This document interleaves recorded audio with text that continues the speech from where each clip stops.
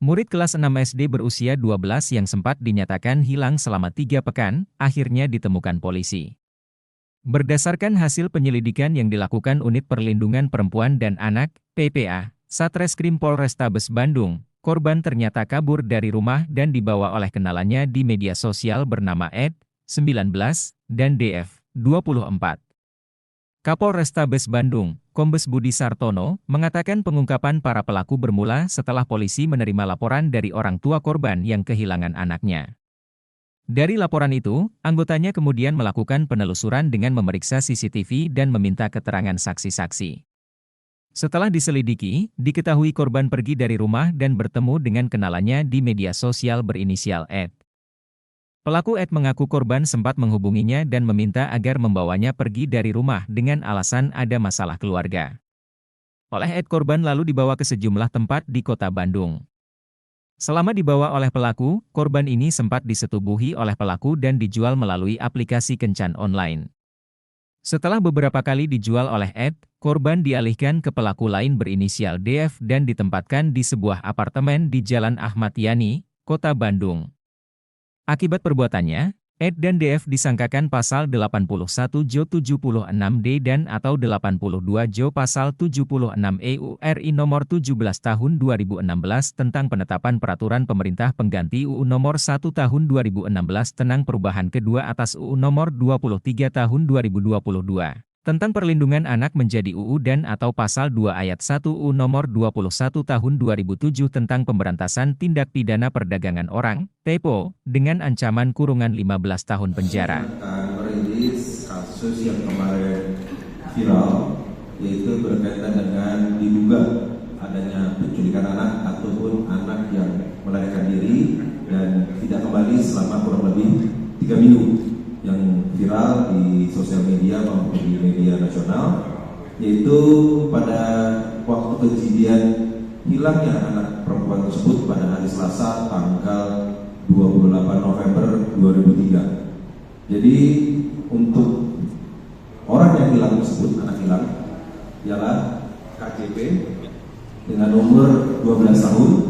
Saat-saatnya setelah kita mendapatkan informasi tersebut secara viral, kami jajaran Polrestabes Bandung, Satreskrim Polres Bandung melaksanakan pelacakan melalui teman-teman sekolahnya, lingkungan keluarga, termasuk sosmed yang ada di pegang oleh korban. Setelah kita laksanakan pelacakan, ternyata kita mengetahui bahwa awalnya korban itu meninggalkan rumah tanggal 28 November 2003 pukul 07.00 dengan alasan untuk berangkat ke sekolah. Kemudian hari yang sama orang tua korban menanyakan ke wali sekolah apakah anaknya ada di sekolah atau tidak. Ternyata korban tidak masuk sekolah. Sejak itu korban dinyatakan hilang dan tidak diketahui keberadaannya. Dan pada tanggal 9 Desember orang tua korban melapor ke jajaran Polrestabes Bandung.